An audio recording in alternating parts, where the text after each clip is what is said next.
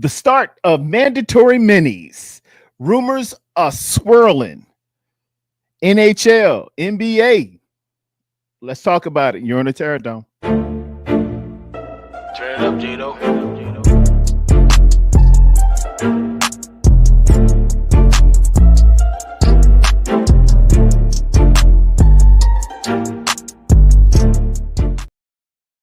And what's up, everyone? What's up? It's 10:18 on my Mickey, and you're live, and I'm on with the Terror Dome. I need to light myself up here, light up my life. Here you go. Is that a little bit better, or is that a little too bright?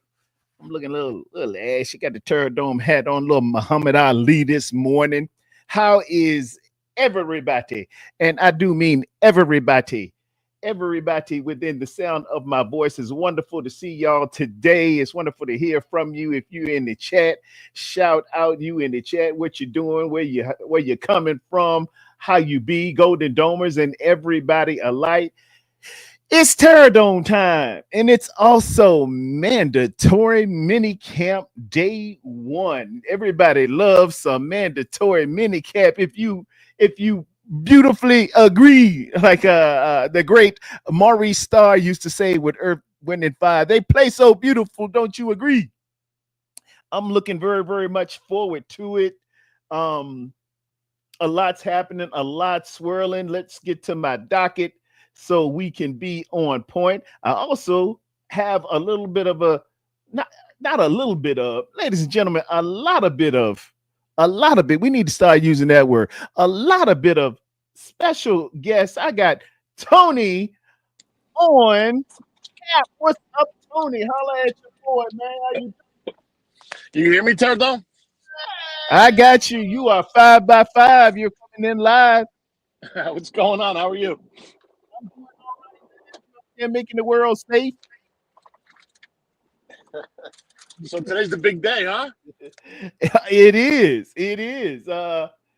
We get to, I think we're going to hear the sound of some pads popping and some other good things happening.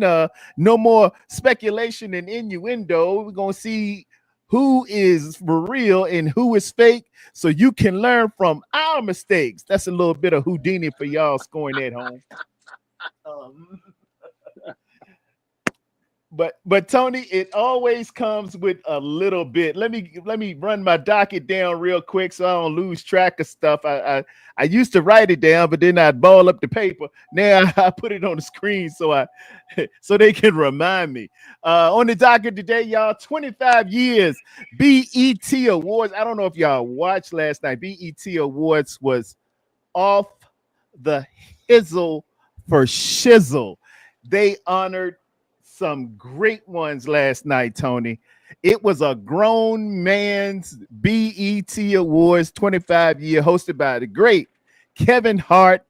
They gave legacy achievement awards to the wonderful Miss Mariah Carey, the incredible Kirk Franklin, Snoop Doggy Dogg, and the most talented man on the planet, Jamie Foxx. If you didn't tune in for the BET Awards these 25 years, trust and believe it ain't like the previous few ones, Tony. I done got a little older in my repertoire. I didn't even know some of the acts, man. I'm like, I done got old. I don't know none of these people, and they were scantily clad, but Kevin Hart made it.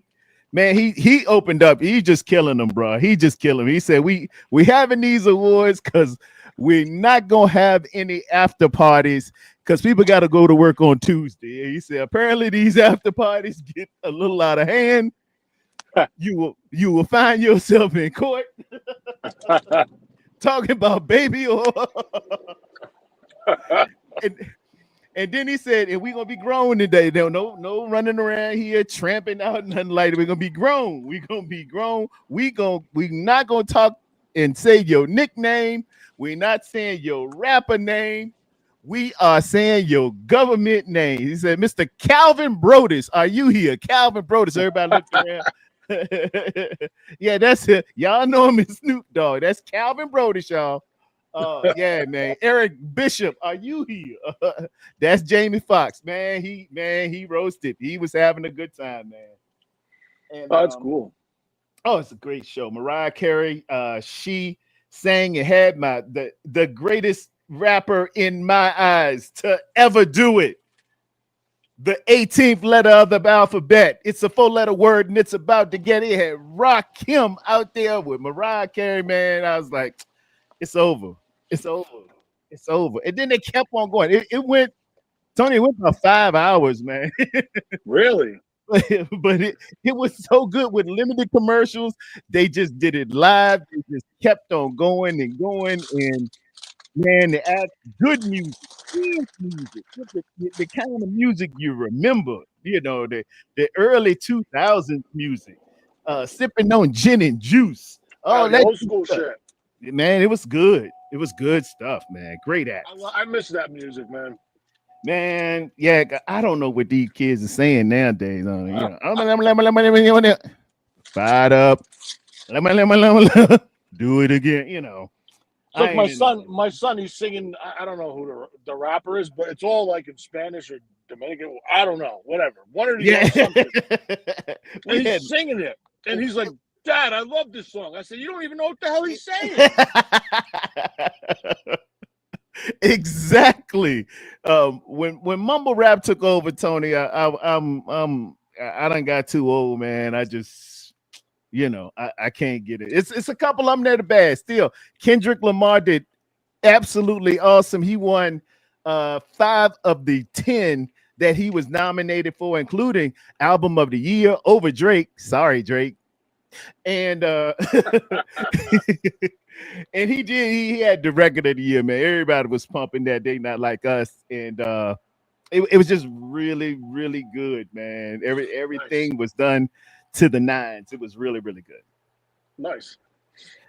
Now, yesterday, Tony, getting ready for work about 5:30, get ready to leave, and I hear on my little NFL news app, these Packers have released Jaire Alexander.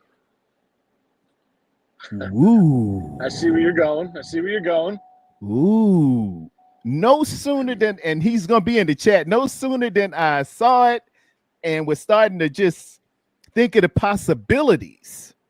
My cousin Ellison Burley hits me up on the phone. He said, "Hey, yo, Junie, you see what I see?" I said, "Oh yeah, I'm going to the bank to take out a loan right now, so I can go ahead and tell Mr. Alexander, hey, if you ain't doing nothing, come on, stop on by Santa Clara.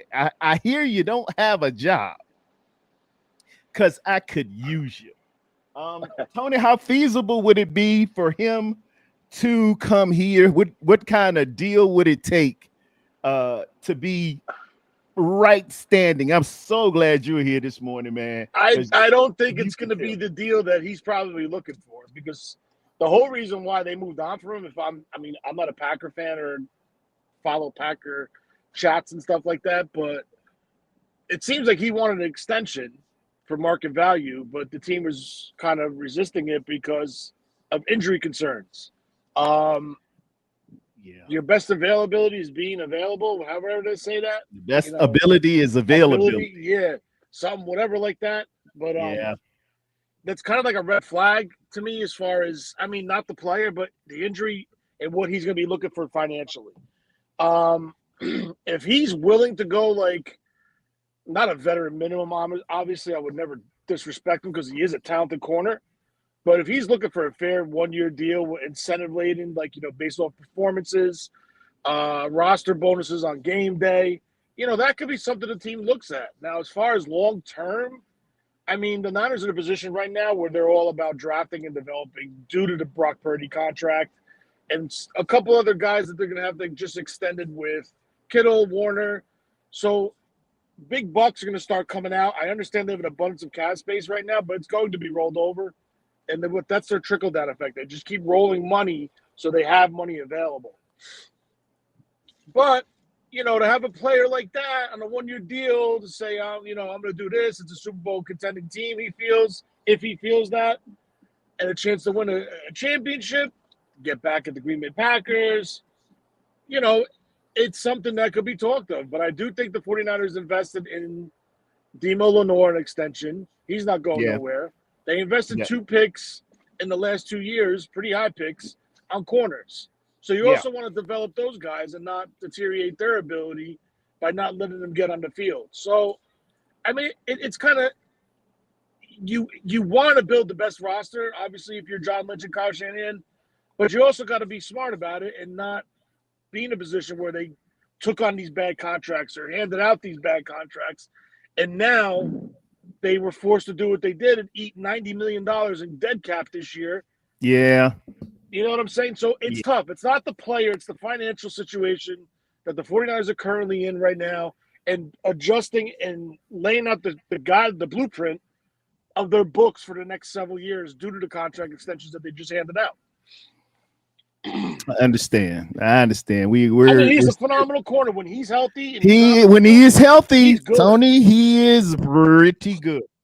He's pretty good, but I was reading up on some of his injuries. One of them, which was a knee, and then he's got he's nursing a groin, and then it's a little of this and it's a little of that. I think it's 2 years where he only played 7 games each of those seasons, and another year where he just played 4. Now, subsequently to that, now in the 20 and 22 season, we talking about a Pro Bowler. He was a Pro Bowler. When he's out there and healthy, he's your guy. Absolutely. But yeah, he do get a little nicked up.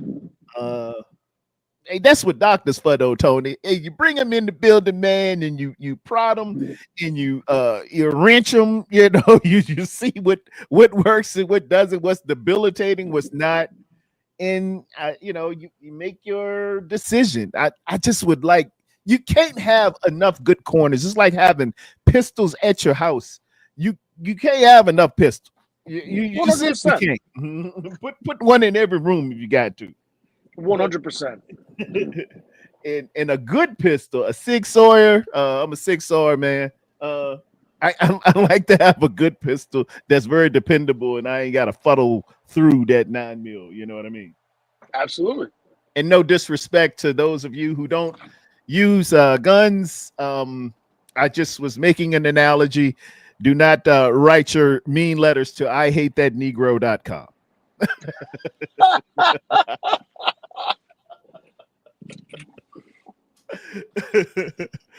Hey, Tony, I'm also hearing, man, one Mr. Jalen Ramsey is not happy in Miami. Here's the thing with him. Okay? Talk to me. And I don't mean to cut you off, but I'm probably going to be going into a dead zone within the next 15 minutes. Okay. I'm driving. Go ahead, I'll probably lose you totally. But as far as Jalen Ramsey, he offers you more than Alexander would. He's a chess piece. You could put him in this as a safety. You could put him in the slot. You could play him outside. Yes. He's that like Joker wild card player that you could essentially alleviate a player on the field, a portion of the field, or a player on the field. But again, what is he looking for? Is he looking for another payday? It's things like that. Now, the one negative about him, and it was brought up, with one Deebo Samuel when it came to him trying to make a tackle on him, he just pulled up. He didn't want no part of that. You're going to have to make tackles in the NFL. I'm not saying he's soft, but that's one thing that stuck out into my head when I hear him because of we're 49er fans, right? We saw you can't be soft. You can't be soft. You got to stick your face in the fan. One of his traits, one of his attributes that I really like him as far as form tackling. Now, he's not a big hitter and he's not an aggressive hitter, but Tony, he is a textbook tackler. And I came up, man. Coach Bill Jarvis would say your safety has to be the best tackler on the defense. He's got to be a wonderful form tackler. Eyes to thighs and squeeze the knees. This is what this kid does. And he ain't a kid no more. I think Jalen probably, 29, 30, might be a little bit more, might be over 30. But he's one of those that is such an athlete, Tony. Yeah. He can flip on over and he can pick up safety tomorrow. You could move him to center field, man. He's heady.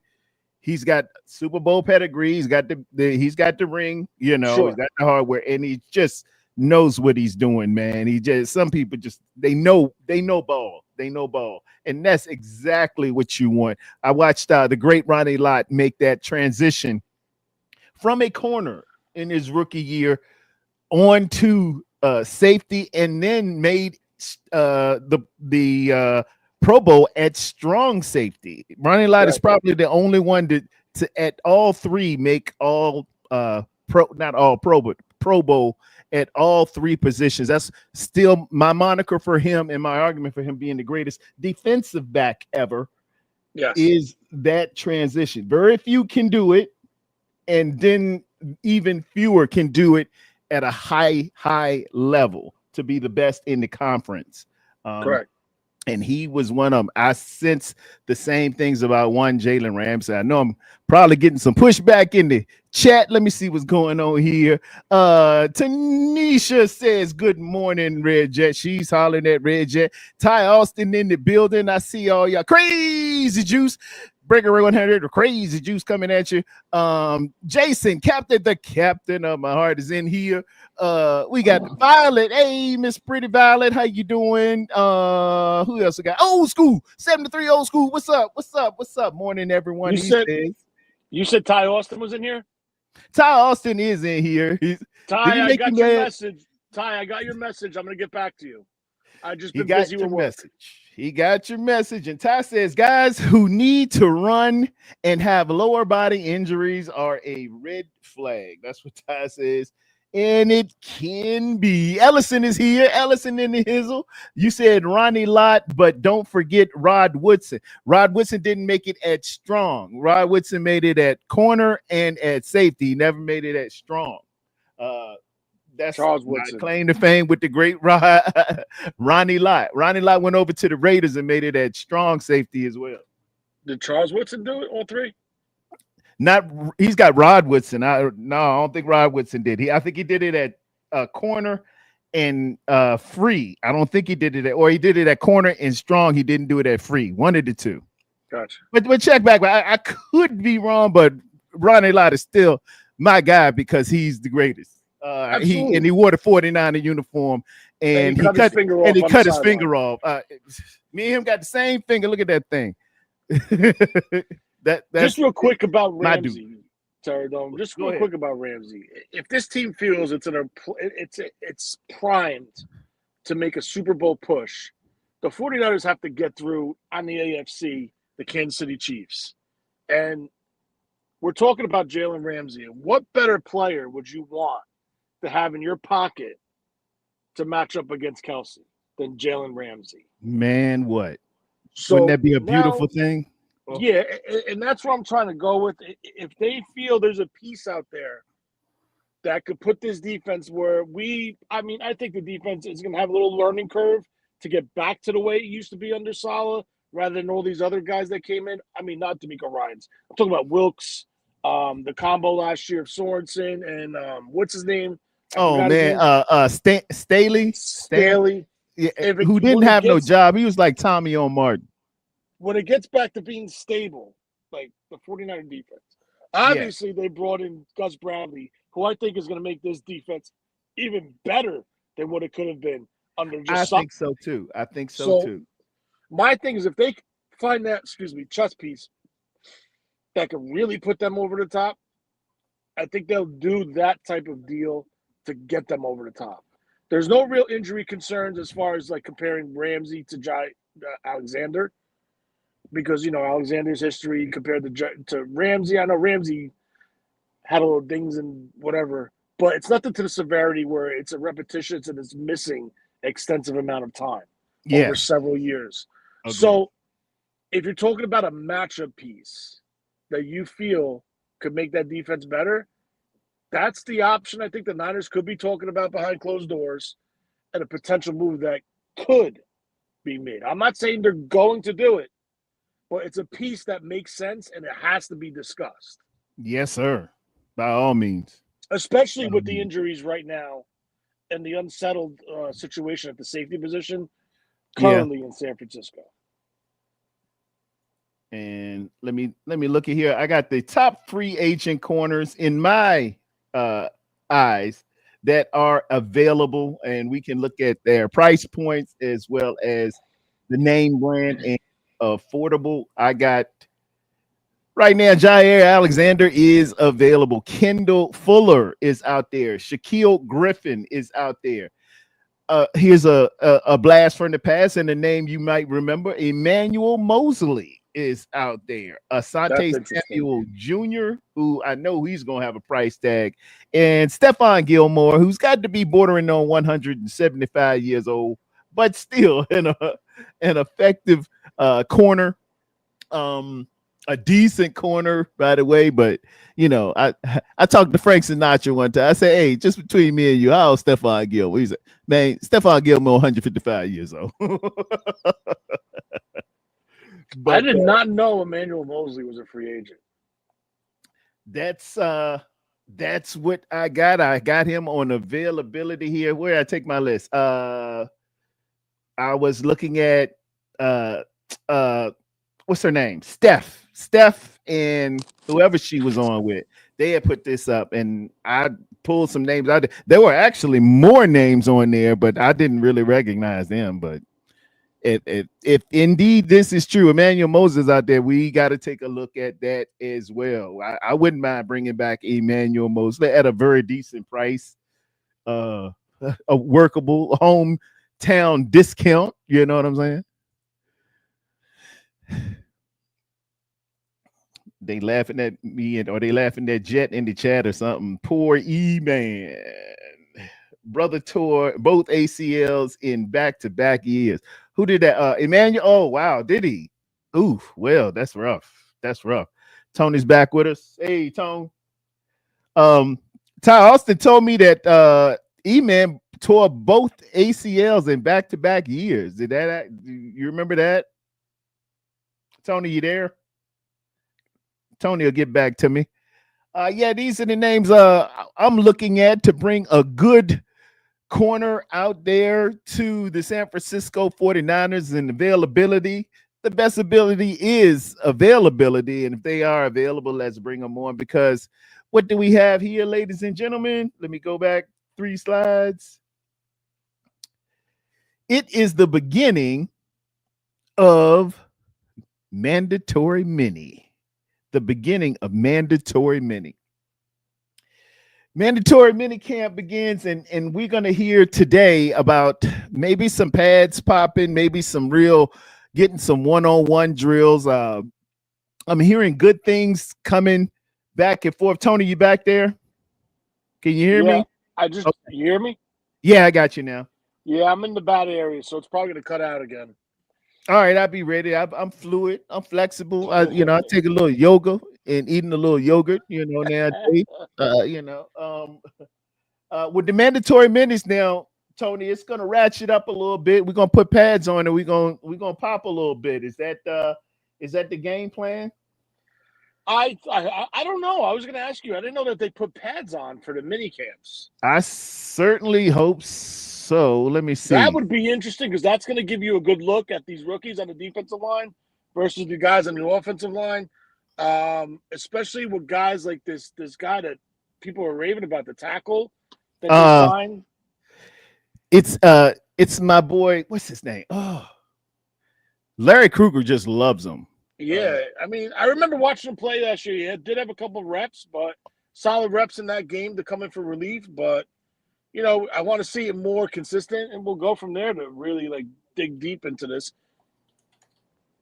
Free agent, tackle, 49ers.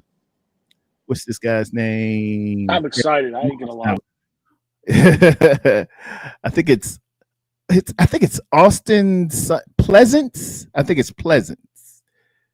Yeah, I think it's Austin Pleasance. He's huge.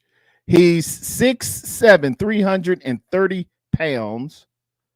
And like I said, they've been raving about him in the OTAs. They say he moves real fluently and he's big and he's gonna challenge possibly for McKivit's job. And I'm like, okay, Austin Powers, Austin,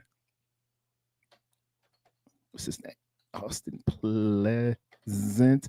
He's a bit of a journeyman, and I'm gonna put it up here for everybody to see it. He spells Austin with an E. That's what's messing me up here. Bit of a journeyman, has been around a little bit. Let me share my screen here. Share screen. Austin Pleasance. I'm on the Wikipedia page here. Austin Pleasance. He's listed as a guard for the San Francisco 49ers, wearing number 62, born August 22nd. He's got a birthday coming up. He's 27 years old now. He'll be 28 then. 6'7", 328. And they said he's all a mountain man. Ohio was the college he attended, drafted in 2020, was at Jacksonville, then Carolina, then the LA Chargers, then the Chicago Bears, and the Arizona Cardinals. Brief stay with the Los Angeles Chargers again, Arizona Cardinals in 24, split time with the Chicago Bears, and now finds himself 2024 to the present with the San Francisco 49ers. In college, his best career highlight was being a second team in the MAC conference. The MAC conference, they play on ESPN. All their games come on ESPN on Tuesday nights. And, he's a mountain of a man. 6'6" and 1/8. 310 were the pre-draft measurables, but he done ate a couple of biscuits and a few potatoes. That's a pretty big dude. Hey, there he is. That's a mountain of a man, all right. Can he block, though? That's what you gotta find out. That's why I hope we're putting on the pads a little bit and seeing some popping, at least in shells, to solidify our expectations and sometimes our disappointments there, Ty. You got to be able to block. You can look real cool, winning the underwear Olympics, wearing that Under Armour and moving and being smooth with just the helmet on, and then pop your head off and shake your hair a little bit, pour that water and put a ball cap on. But I need you to get down and get it. I need you to hit that scoop block. I need your step to be in step. I need you to be quick and don't hurry. I need you to make contact on the surface of the defensive lineman or at least the linebacker that you're trying to hit. Know where your hand placement is. I need you to be not a heavy-legged waist bender, but somebody who can anchor, somebody who can sit their seat down, pause, and anchor yourselves with some balance, stability, and power, using the ground as the surface in which you generate your power from. Those are the little tidbits and intricacies and subtle nuances that separate a starter, that separate when they can do it consistently. It's kind of like a golf swing. Every now and again, every duffer who goes out, weekend duffer, will go out and hit a great ball, pause. He'll launch that thing about 280, 290 yards. It happens once around for everybody.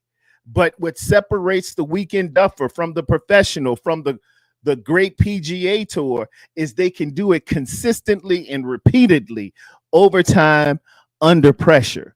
That's when you're dealing with your starters and your upper echelons and your people who are going to make an impact in this league, Pro Bowlers and things of that nature. So not only do I need to see you do it, I need to see you do it on a consistent basis and not be injured in the process. That's very, very, very, very important. Everybody, make sure you smash that like. But yeah, tell them again, Tyler. Everybody.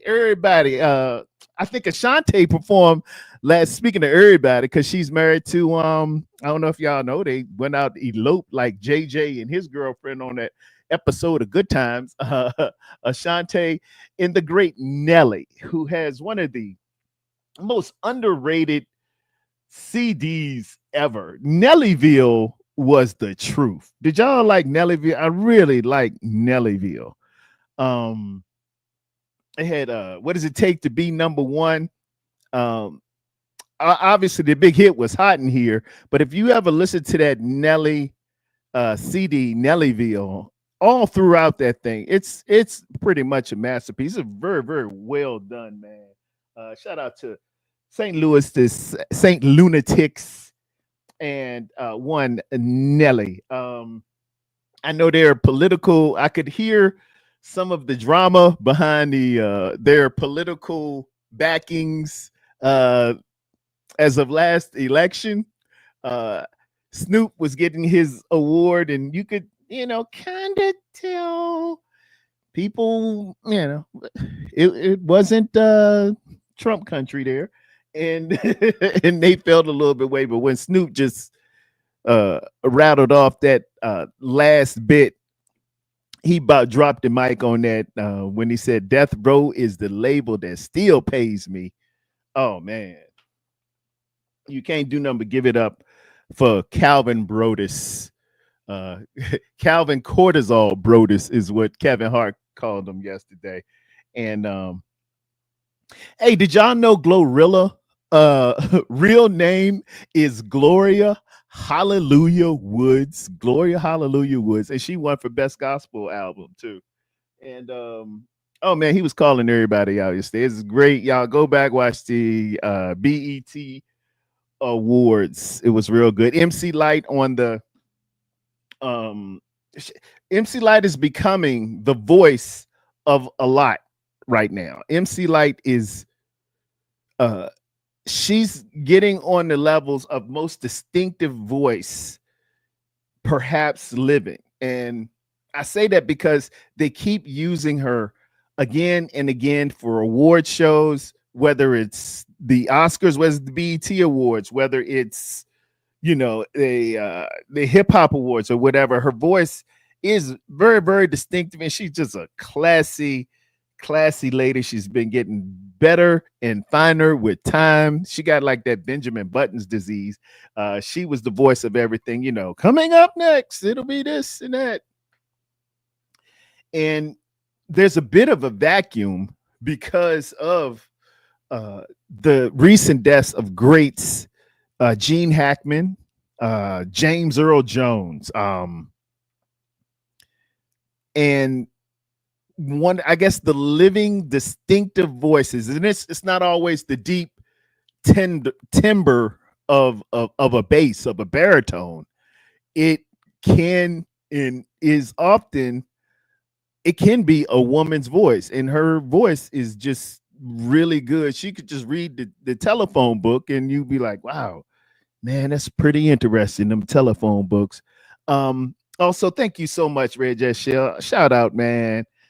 God rest the soul of the great Sly Stone. Sly Stone passed away. It flashed as soon as the award shows were over.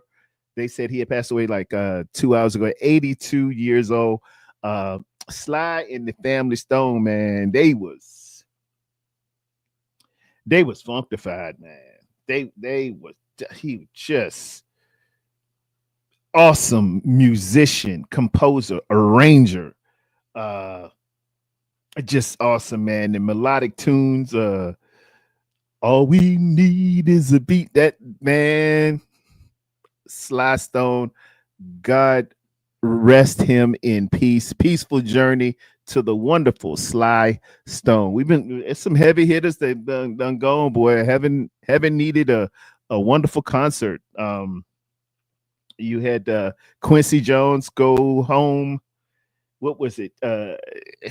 Was that a month or two ago? And before that, Angie Stone. So now Sly Stone going home, man.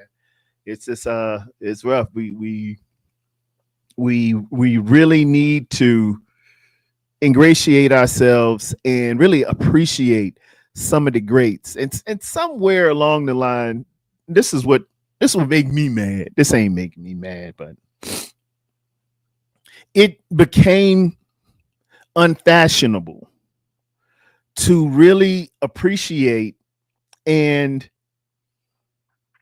uh, call out and be descriptive and be intentional about the wonderfulness of another man or an artist or something, because people say, oh, you just riding, oh, you just glazing them. That's the new word. You glazing them. Stop glazing them, this and that.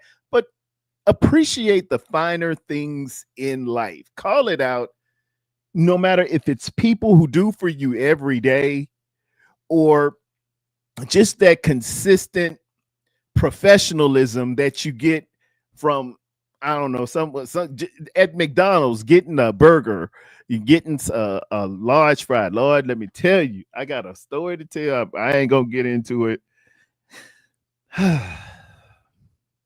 Now let me let it out. I was going to work. I was going to work. It's about 6:15. I ain't got to be there to 7. I stopped through at the McDonald's on a road here in Fayetteville. Not going to say which road, but you know which road you are. I keep it really simple. I get on my wife sometimes about trying to order stuff your way. This ain't Burger King. Don't go there saying I want a fillet of fish, but don't put the tartar sauce on it. Put the cheese on the side. Toast the bun. Do this. I want some fresh fries and this and that. It's fast food. You just got to get what you're gonna get, man. Don't make it. Number one, Diet Pepsi, go. Number one, Diet Coke, go. I keep it real simple.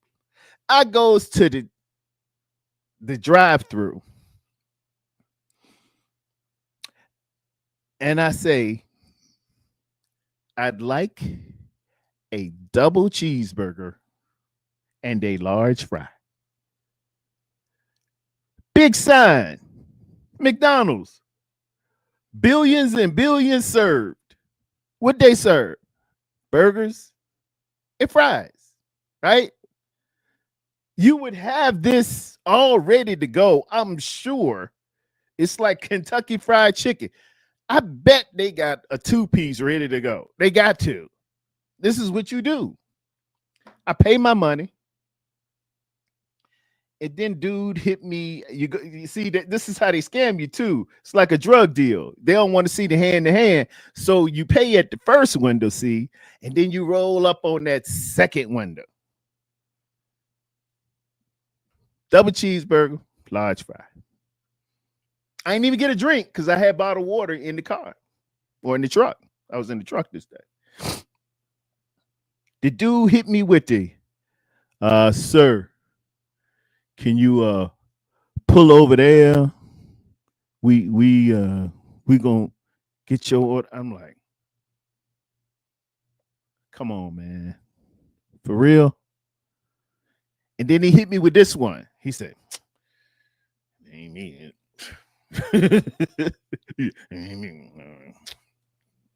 In there they playing or something, It ain't me, man. It ain't me.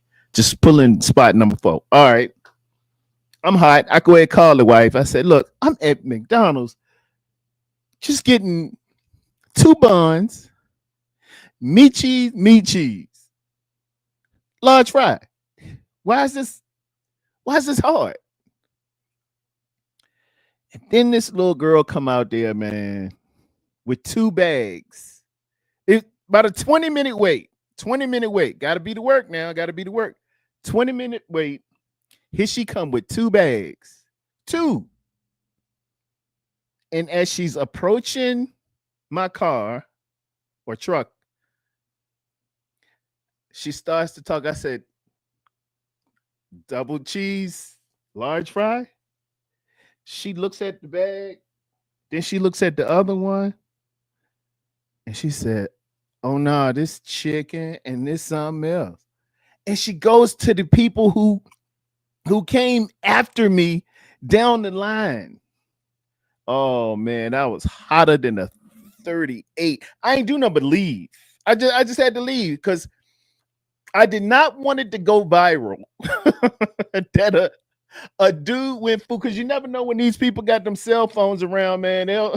They'll be filming me up in there, talking about it, going off on the professionalism and customer service at a McDonald's because you can't get meat, cheese, and some large fries. I didn't ask that you individually fried the fries in, truffle butter, oil.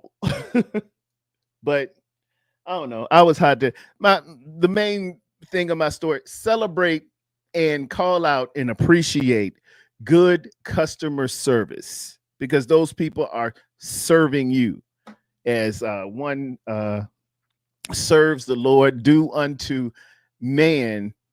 No, serve as unto God, not unto men. Just, serve it like you are serving the Lord and Savior. That just chaps me, man. Chaps me.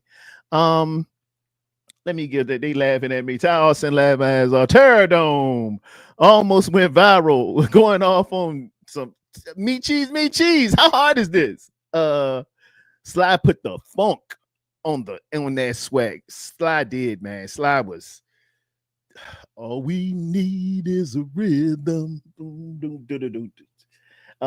Remember, Martin did it in it's one called Black Knight, Knight, and he did a takeoff on that Sly Stone, man.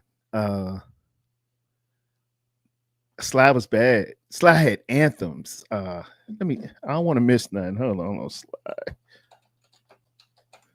I can't play it obviously because YouTube. Oh yeah, he playing stuff. Dance to the music. I'm everyday people. It's a family affair. Man, he was cool. He was smooth. I know he had his demons or whatever, and that's what people going to say. Look, God sees the best in you. You're not the sum total of your worst day. You're not your lowest point. You are not a druggie. You are not a harlot. You are not a drunk. This is a trick of the devil, and people that bring up the worst in you are acting as demons in this world, acting like the minions of the devil in this world to constantly push you down and tell you what you're not. Marvin Sapp said it best. He sees the best in you when everyone else around can only see the worst in you. Hallelujah. I'm asking if you ask me one more time. He saw the best in me. So celebrate the best in people. Stop trying to just cut people down and tear them down. And sometimes it's your own family. Good Lord. It's your own people. It's your own team, Lord Jesus. Just see the best in people and celebrate that. Don't be a moron. Black Knight is hilarious. Yeah, man. Martin Lawrence, man. Martin Lawrence. Oh, shout out recently. Let me get the bam on that. The daughter and son of Eddie Murphy and Martin Lawrence done went out here and got married. They're gonna have arguably the funniest child that there has ever been. It's going to be something really last. So shout out to them, man. They got married. I think they went out and eloped like JJ and his girlfriend. I want to say it's about 2 or 3 weeks ago. I forgot to bring it up. It's just bringing to mind because we're talking about that Black Knight. But yeah, they're gonna have a funny child. This is gonna be the chosen one a fun. He if it's a boy, he got to be a comedian. He probably could sing a little bit too, but just the best of both worlds there. It's, go, it's going to be like Claude and Ray in the movie Life. Life is one of my favorite all time soundtracks as well as movie. Y'all gonna get me killed, Black Knight. Yeah, that is something too. Violet says, "A-OK, love it, hallelujah." Yeah. Oh, thank you. Yeah, preaching a little bit. Amen. Yes, please stop cutting people down. It's unnecessary. Hey, come on now. There you go. Come on now. Yeah. I like, come on now. I need to put that on a shirt and have a segment there. Come on now. That may be coming. That may be coming. It's either going to be the funniest kid or the funniest looking kid with them big. Come on, man. Come on. You already got slapstick. Papa already going in. Child going to come out looking like Shanae. It's not gonna look like Shanae. It's gonna look like dang. But if it was the worst of them, it would be a combination of Shanae and what's that girl on Norbit? Respucia. Respucia. How are you doing? Yeah, how are you doing? Man, them some funny cats, man. I am so serious. I liked what was your favorite Martin character? If you're a fan of the show, which I am, Martin had some really hilarious characters. I gotta rank him. I like when he played Jerome's in the house. I loved Roscoe. All right, I'm closing in on number 3 here. Jerome's in the house. Roscoe. The security guy. Oh, Otis, the security guy. Dragonfly Jones is my guy. Dragonfly Jones, and I think Red Jet Shed is saying the ninja. But you know who number one for me just would have me crying? Dragonfly is right there, but he would play this guy called Bobby from marketing. Bobby, baby, yeah, we need to get this thing on the road, man. Hey, you know what? You know what's gonna make money? I'm gonna tell you. Hammer pants, baby, hammer pants. And he would do the dance. Man, Martin has to be the funniest sitcom ever. I will watch every Martin again and again and again. Bobby from marketing. Elroy Preston, don't you know no good? Elroy, he broke that out. He broke that out like season 4 or season 5, and it still is man. He indelibly put that in the minds of anybody. Every time you say, "Don't you know no good?" you instantly think about the great Elroy Preston, who was he fixing cars or something. And then they had a whole skit at the end when Gina and Pam do the background to "Don't You Know No Good." Man, Martin's incredible. Martin's incredible. And the great Eddie Murphy, man, he was I'm gonna tell y'all, man. At 12 years old, I saw dude on Saturday Night Live doing this stuff, man. It was the Eddie Murphy show. You tuned in every week for Velvet Jones. Hi, I'm Velvet Jones. Are you a hoe? And he would have these instructional books to do you want to make money at home? Just come see me. I'm Velvet Jones. And he would send you a book and a self-addressed stamp envelope, and you could learn how to be a hoe. He had James Brown Celebrity Hot Tub, Mr. Robinson's Neighborhood, Buckwheat Sings, and they don't do this anymore, but a long time ago, they used to advertise for albums you could buy not online. It won't know online then, but you could call in and they would send you these records for different. It'd be like the Oak Ridge Boys, or no, most famous. It's No My Brother. You've got to get your own. No Ways Tired. You could call them on board. All of it. If it hit and Dad saw it, he was like, "Man, with that number, let me call these people. Man, them some good hits." And he would get it played on that big record player that looked like a. It looked like a credenza. It looked like a desk, and it had all the records underneath and an 8-track here, and the tuner for the radio was on one side, and it fit a whole wall in your house. The tuner was here, and then you had to go way down to the other side of the room, and that's where the record player was. It was, this. I know this is foreign to you kids, man, but we didn't always download and or even have discs or even cassette tapes. It was 8 tracks and vinyl, 8 tracks and vinyl, and you made the most of it, and it sounded popping on your Wi-Fi system. Buckwheat 73 old school says he likes buckwheat. Eddie was also Bill Cosby, LMO.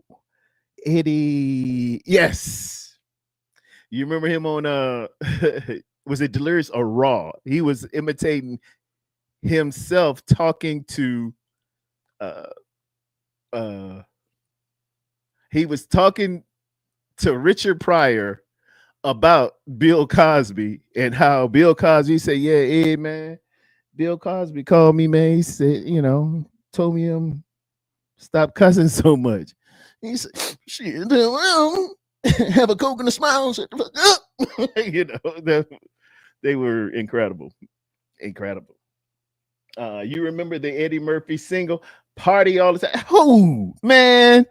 He had the flip side to that called How Could It Be? And Eddie Murphy, man, Eddie Murphy is really, really, really talented. The only thing he really didn't display that Jamie Foxx, I call Jamie Foxx the most talented man on the planet because Jamie Foxx is an athlete as well. Jamie Foxx played quarterback in high school, and then he used those skills to pay the bills and to get out there and play Willie Beeman on any given Sunday. But Jamie Foxx was comedian, Oscar-winning actor, Grammy award-winning singer, but Eddie Murphy wasn't far behind at all. Eddie Murphy did Party All the Time, and that slow song, How Could It Be? Man, shoot. He was like, the first time you hear, he's like, oh, that's him, but he gonna laugh or something. He gonna do something comedic, but he didn't. He held form. It's like this dude. He really did that. He sang a ballad, and it had I don't know who the actress was in the video. That y'all gonna make me watch the video, but it had some smooth. It was very melodic. It was a real good good jam. But yeah, he was low key good at music. Yeah, and he could jam a little bit. He had one called later on. He was playing the acoustic. Oh sweet baby, lips off a kiss right about now. Put your lips on me. I think the name of the song was. It was okay. It was pretty decent. But Party All the Time was the deal because he did that with Slick Rick James and the Stone City Band. Rick James was incredible, man. Rick James. I see when we say it now, all you think of is the Dave Chappelle skit, but Rick James really had some awesome songs. And he and Tina Marie would collab and make Fire and Desire, and he would write for the Mary Jane Girls. Slick Rick was bad, man. He really was. But at the time, he was at his hottest, MTV just refused to play Slick Rick. They just wouldn't do it. They not gonna have it. They didn't deal with Slick Rick into as a form of protest, not a protest, but to really, dig into Rick. What they would do is allow Mike, the greatest ever, to be played on MTV and still shun Rick. And then they allow Prince to get airtime and push Slick Rick to the side to really push. It's the equivalent of Shador Sanders having to wait 5 rounds to be drafted, knowing damn well you better than who is that Dylan Gabriel. It was that stuff like that happened, man. See, I told y'all. What y'all laughing at? Terradome, put your mouth. It was put your mouth on me. I thought it was put your lips on me, but it was put your mouth on me. Okay. The lips part of the mouth. Y'all give me a little credit here. That's plausible deniability. Pause. Again. I used to dress like Eddie Murphy. We all did, man. But I didn't get that jumpsuit though. That red joint he had in Delirious. I ain't go that far with the leather. I knew my limits. The leather suits. Yeah, man, it was an androgynous period at that time. You could I don't know. And even Eddie say, I don't know what you know what happened to that red suit? I was watching him on I think it was either Jay Leno or Jimmy Kimmel. And they were just going through, whatever. It was the guy on NBC. And he said, you know what happened to that red suit? He said, Keenan Ivory Wayans came over and put the suit on. And they bet him $1,000 when they go out that he wouldn't wear that suit. Man, Keenan Ivory put that suit on. And Keenan Ivory Wayans is 6'3". He's a really, really big guy. I don't think Ed number like 5'9", 5'10". So the suit is small. He's stretching it. He done busted and ripped it all out. It looked like he went through the Incredible Hulk with the suit. And he said, that suit's no more, man. But that would have been a dope. Yeah, it needed to be in the Smithsonian because he killed it. I still remember his bit for ice cream and Bunny falling down the steps and all that good stuff. That Delirious set the that's why you have guys selling out stadiums and things of that nature now, and then refurbishing it, rehashing it, and putting it in movie theaters.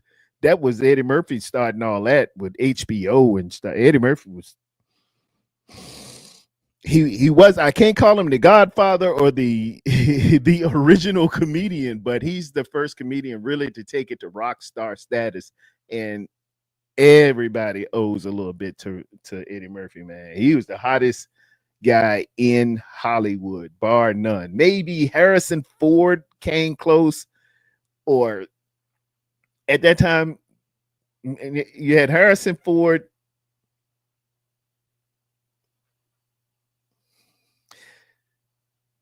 Sylvester Stallone. Other than that, man, early 80s, he was box office. He was it. Trading Places, 48 Hours, Beverly Hills Cop 2. He couldn't miss. I can't watch Delirious and Raw. I can't finish it. I will die literally from laughter. It was that. That's how you know he was the dude. I think Dylan Gabriel is better. Come on, man. Maybe he'll be. We'll see. But I think his last name and his attitude rubbed so many people the wrong way that they really made a distorted decision. But I tell you what, we'll see. What you got over there? Kylie Young. Hey, Kylie Young, what's up, man? Shout out to my boy Kylie Young. He said, "I'm Gumby, damn it, I'm Gumby, I'm Gumby." Yeah, man, Gumby was the Gumby was like a child. It was something you watched as a child. Gumby used to come on when I was a little boy. He used to come on with like Bozo the Clown, and it was like this claymation deal. I think they call it now. What they call it? Anime, but it was it was the little clay dolls, and Eddie Murphy takes it and makes it. It was genius. To he said he acted like a manager that he knew, and lo and behold, that just started being the whole deal. Terradome remembers Mr. White. Yes, I'm I'm taking this newspaper. Yes, Eddie Murphy, man, he became a white man riding around on the bus and going through town. He wore to make big makeup and put the fake wig on, and he blended in, and he wanted to show the difference between being Mr. White and being a brother. He couldn't imagine, when the black people would leave, all the white people come out and have a party. It's a wonderful skit on there. Kill my landlord, kill my landlord. CILL, my landlord. Check that one out on YouTube too. Eddie Murphy used to do it, man. Let me finish up. I'm at an hour. I said I was gonna do an hour, and I'm getting off. I gotta go take something to the post office, so for my job. Because if I don't do it, it won't get done, ladies and gentlemen. It simply won't. What else I got left here? BA and Terry Mack. I wanted to get Tony's take on it, but what I am hearing, what's good, TD? What is Dion and the Hizzle for Shezzle? Did y'all know BA stopped following the 49ers on Instagram? I don't. Yeah, I didn't see it for sure. I went to his Instagram to see if he's actually following the 49ers, and I don't think he is. But BA been sending these little encrypted, veiled I'm not happies, and it kind of started with his contract last year. But BA, I'm working with you, man. I'm working with you. But I remember putting the meme together or the thumbnail together and using the reference from the Hollywood Nights that with New Bomb Turk. This crap is way out of line. When you posted the picture with the Redskins, or not the Redskins, the Commanders practice film in your post. BA, look, man, enough's enough. I ain't gonna have this little kid stuff, dude. Either you down or you're not. We waiting on you to come back and be that dude. I'm throwing this last lifeline out. I'm throwing this last lifesaver to you. You keep on, and you know something? I'll be like, well, this guy got it coming anyway. And the Sharks have been circling a little bit, and they were thinking about a trade with for Terry McLaurin for BA. It would be relatively the same money.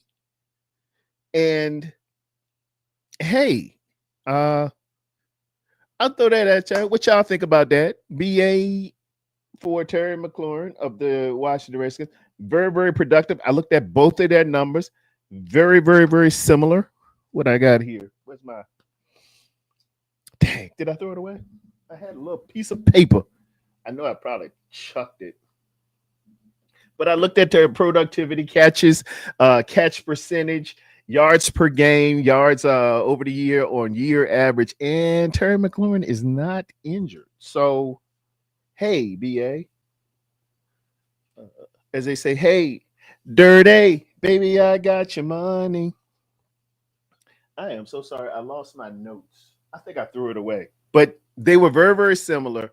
And the great Mike Tomlin said something a couple of years ago when he was dealing, I think it was with a disgruntled wide receiver. It might have been Claypool, something like that. He said, we want volunteers and not hostages. And if you feel like you're being held back, if you feel like this ain't the place you want to be, if you feel like you can be treated better somewhere else and make this money and be this effective on another team and win like this, tell your people, talk to John. We can arrange that. But a lot of us did some heavy lifting for you. And then when you came, this was before the injury. You won't get yourself open as much. You won't be as utilized. I'm saying, I know the Super Bowl happened the way it did. You were wide open up there on the E of the Chiefs. The play was designed to go to Jawan Jennings. Burford misses the block. He owned it. You know, Brock had to just chuck it. We know you were open. And you know, they kept force feeding Debo. I know that happened. But eventually, everybody, we got to get over some stuff. You got to, as Jay-Z said, cry me a river, build a bridge, and get over it. It's a new season now. It's new stuff here. New players, new regime, new rookies. And they looking to you. That's why they pay the people that they pay, the money that they pay. We want our rookies looking at a grinder like George Kittle, a grinder like Fred Warner, a grinder like Brock Purdy, a grinder like Trent Williams over a period of time. We want them acting a lot like that. When you come out here making them $30 million a year and you on Twitter talking about, oh, I don't know about this, I don't know about that, maybe this, maybe that.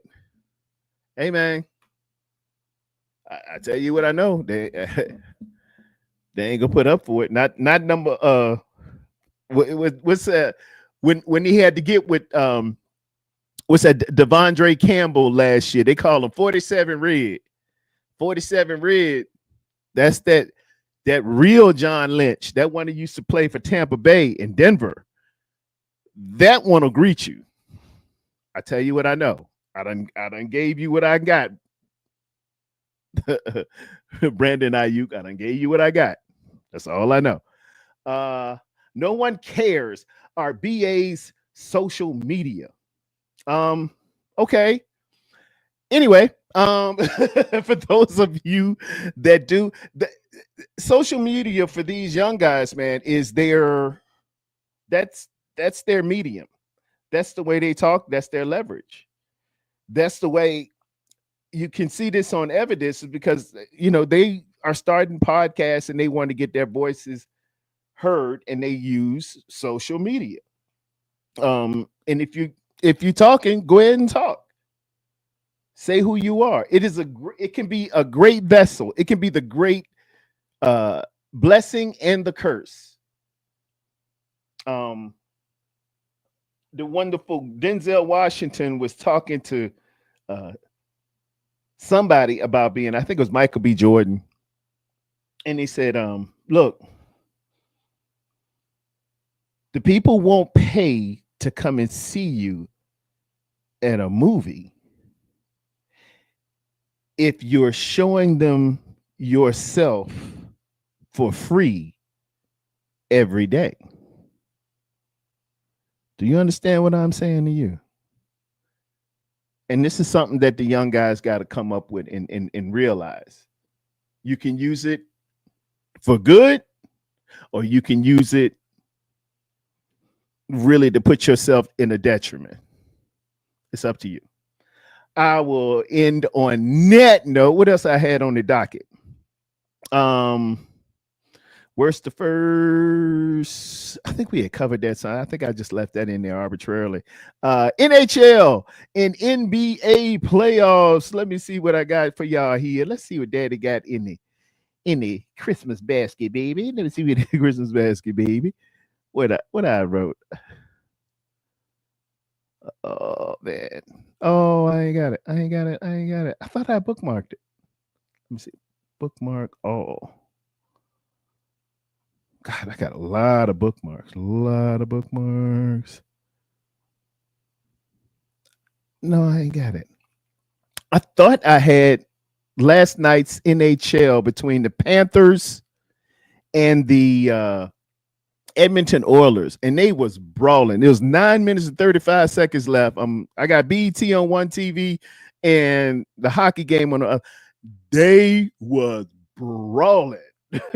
They were brawling. Let me see. I gotta pull it up.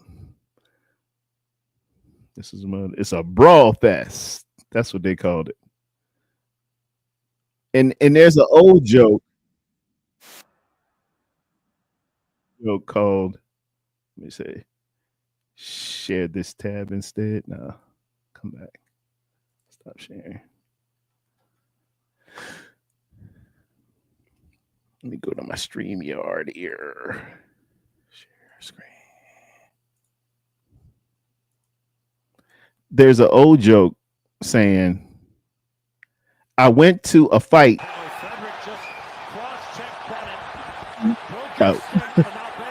They was out there getting it.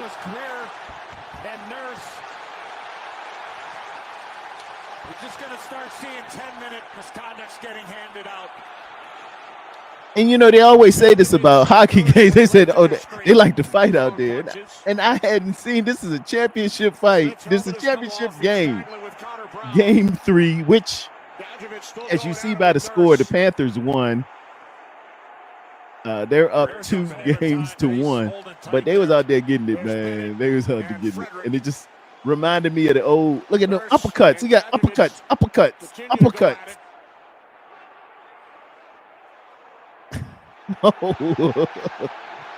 And the fans just, I gotta go to a real hockey game, man.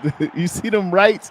Look at the ref right there. That ref ain't getting up in there. What's up, Eric? Eric, what's going on? What's up, man? The right dude ain't breaking up nothing. It's best to let them fight themselves out. They was getting it, man.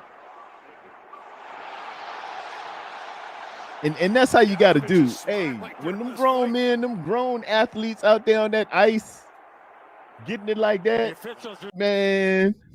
Hey, man, don't get out there messing with them people. They tell you in lifesaver or lifeguard school, don't try to save a man who can't swim, who's very, very strong. You go out there and you give him his room because he's flailing and he's panicking, he's flailing and he's strong, and you want to save him. You're going to save him. But what you have to do, let him tire himself out. Let him fight and tire himself out. And then, and once he begins to bob and go under, that's when you can come and probably grab him up under his armpit and swim him to safety, or to, you know, whatever the case may be, a buoy, or to the shore, however it works. Because if you go in there too early and he's full of power, oh, he ain't gonna do nothing but he's gonna grab you and take you under. And I think that's what those referees was looking at. Let me let them punch themselves out, get tired, then we can step in and say, hey, y'all, go ahead and break it on up. But it was wisdom behind that. Ladies and gentlemen, Miss Sharate Jones, my buddy from high school, is here. Hey, Miss Sharate, how you doing? We go back like suede pumas, and literally, it was suede pumas out on the Sharate way back in the day. It's good to see you. Thank you so much for tuning in. She's Henrico High School. Young lady. Sharate was, hey, it was what it was. Um, let me see. Yeah, drown. No, you don't let him drown, but you let him. You're not gonna let him drown, but you gotta let somebody tire themselves out. Particularly a powerful man or even a powerful woman, they will pull you under there. So and I use this usually ministerially to show how God has to do someone who is so strong in their resistance. He's got to let you tire yourself out. You The great John Wooden said, don't mistake activity with achievement. You can be running around doing a whole bunch but accomplishing nothing. So what God has to do is let you tire yourself out. You're running around here cutting the food, you're acting up. When you get tired, then I will seep in and do it. Is my strength is made perfect in your weakness. That's where that comes from. And it just reminded me a little bit of on the spiritual side. I saw that with the fighting, and Ty said, yeah, that referee ain't getting up in there. And I don't blame him, man. You don't want to take them blows and then hit your head on that ice. Wow, it's nothing. And needless to say, a hockey game did break out, and the Panthers handled them rather briskly. Five, I think it totaled up. It ended with 6-1. So the Panthers are up 2-1, and they got a little bit of momentum. Speaking of which, it is 1-1 in the NBA Finals, and the NBA Finals will be on tonight.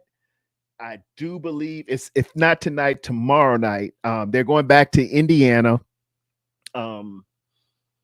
I was on live for those of y'all that, hey, when me and Wolfie were on live, y'all came and kicked it with us. Thank you so much. Wolfie get excited. Wolfie didn't even watch basketball until this year. So it's wonderful seeing his excitement, and it's a really, really good series. My boy SGA, Shea Gilgis Alexander, his nickname is Shea Butter because he's smooth.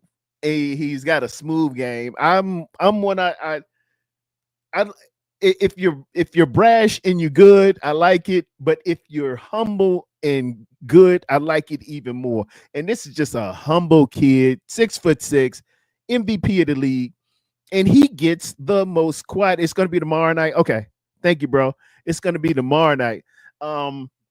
He's just a humble guy, but I've been following him about the last couple of years, and you just look up, and the guy's got 30 points in the fourth quarter. He's got 30 points, and it's some of the quietest points you ever could imagine. Lay up here, shoot a three, went to the line, two more. He just does that the whole time. And then I'm crazy about Halliburton as well for the Pacers. And Siakam Pascal Siakam's a wonderful, wonderful player, and he's a great scorer and defender too. But that daggone Tyrese Halliburton and his dad, man, it's like it's something that goes on with black dads, and we just the defenders of our children to no end. You saw it a little bit with LeVar Ball, and it could come off very brash. It could come off very, I can understand it rubs people the wrong way, but hey, we just love and believe in our kids, and we living vicariously through them, and we're gonna be their best and biggest supporters. We are. The misnomer that the world has is that we're not present, but man, we ride hard for the kids. Pause. Yeah, man, that my son, that my daughter. Yeah, and so while the world is talking bad about our social responsibility, I pay homage to the great ones like Richard Williams, LeVar Ball, Shaq's dad, a military man. Um, I like Tyrese's dad, Tyrese Halliburton's dad. They will get on out there and show you what it is. And it's exciting. It's exciting. What else I got on my docket here? I think that's about it. Yeah, we done covered it all. So if I'm off and the game is live, me and Wolfie's going live on all of the games. When he gets a chance, he's going live on, and it is something to behold because Wolfie just be into it, man. He wants Indiana to win bad because he saw Halliburton, who went to Iowa State. Halliburton came to the first game with a Brock Purdy jersey on, and now he just can do no wrong. Wolfie's just he's just over the moon. He's like, oh, there you go. And speaking of Wolfie, we will be back Thursday at noon. Thursday at noon, me and Wolfie will be on. Hopefully, we'll have more to talk about in terms of what we've seen in mandatory minicamp. And we'll let the news develop in terms of free agency signings or a trade. I've thrown a couple of scenarios at y'all today. But hey, it remains to be seen. Halliburton wears a Brock jersey. Ain't the flea 49ers fans think it is. He ain't the flea. Come on, man. He ain't got no Mac Jones jersey, I'll tell you that. he ain't the flex 49er fans think it is. Okay, it ain't the flex. He went to Iowa State, so he rep his boy. Hey, it's good. Stick to your hey, man, you know something? Stick to the college team that you like, because, hold on, I think I downloaded this. Let me put my stuff up. Y'all know why Michael Irvin is my second favorite receiver of all time? Do you know? Do you? That's what I had in my bookmark.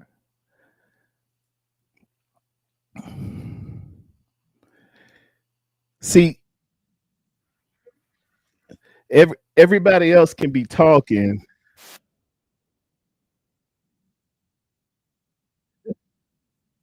I love this guy, man.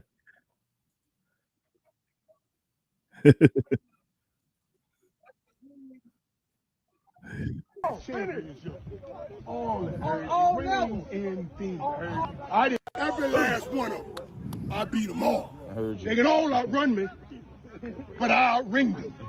They can all outrun me, but I outringed all of them. Ring or ding or ling. I got them all. I got rings and things. Those guys, championship. All rings and things. I didn't win a ring. I won rings. Yes. And I didn't win on one level, on all of us. I'm an S. Oh, man. Different. You know what I'm saying?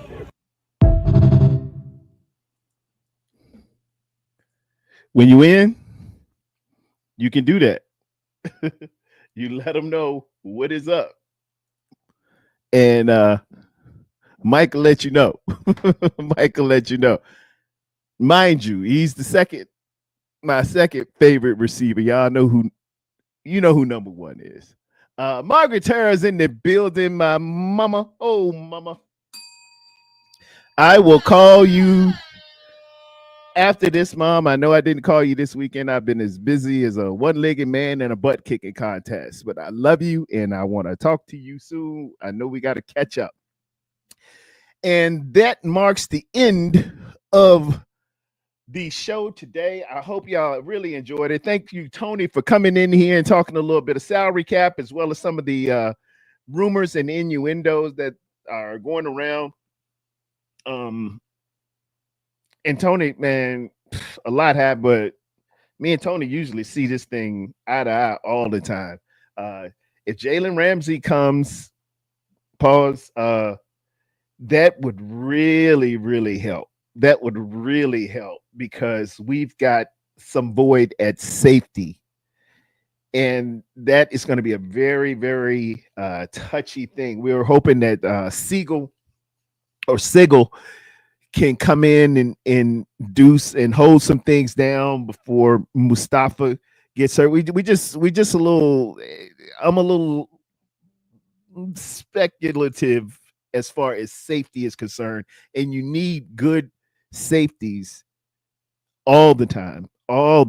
But hey, man, if you can get a class corner, that closes things up too. But again, price being what it is, the price point being what it is. Thank you all for coming in. Red Jet Shell, Papa J, Ty Austin. I had Sharate stop by. Mama Margaret, shout out to you. Where my little horn at? Yeah, how about everybody there? Everybody. Who we got? Miss Violet was here. We had who else? My main man stopped through. Eric Wallace, a Seattle Seahawk. Crazy Juice, Papa J. Thank you all. Ty Austin. I like to say it, Ty Austin. Callie Young was here. Ellison was here. My man Dion stopped through. Papa J, as always. What's going on? What it be? What it is? What it soon shall be. And remember, everybody, we walk by faith and not by sight. In Jesus' name, amen. I'll talk to y'all again in a couple days.